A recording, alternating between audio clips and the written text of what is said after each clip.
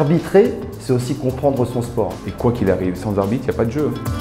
Comme ça, sur place, les teams regardent. L'arbitre, il doit prendre la décision sur le moment, au centième près. Donc c'est là où il faut avoir du cran. Le joueur, lui, se rend pas compte qu'il a le droit de rater des choses, et à rater des shoots, et puis il réussit une bonne chose, et tout le monde est content, on lui dit « t'as fait un super match ». L'arbitre, lui, il est déjà dans la perfection, il doit faire le moins d'erreurs possible. Il en commettra toujours, hein. Mais pour moi, c'est un perfectionniste. Génial, c'est parfait là. Ces journées de l'arbitrage, c'est devenu un moment incontournable. On s'aperçoit qu'il y a des jeunes qui veulent faire ce métier de plus en plus tôt, qui sont sensibilisés par ça. On s'aperçoit que c'est un vrai métier, au-delà d'être un sport, mais c'est un vrai métier.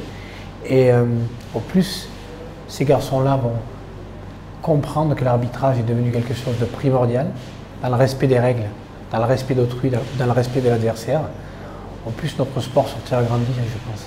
Quand on s'occupe de jeunes qui font un sport, on doit les éduquer à respecter l'arbitre comme on doit respecter les professeurs, comme on doit respecter les parents. On vit dans une société, il y a des règles, il y a des lois, il faut les accepter. Et l'arbitre, c'est lui qui fait la règle et qui fait la loi sur le terrain. L'arbitre, c'est l'abnégation, c'est l'humilité.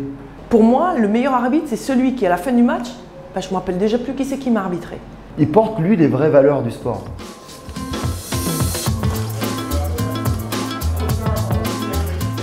Je verrais bien un petit Spider-Man.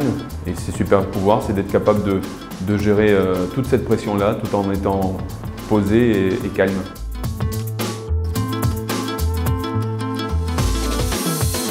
Confiance, performance et engagement au service de tous.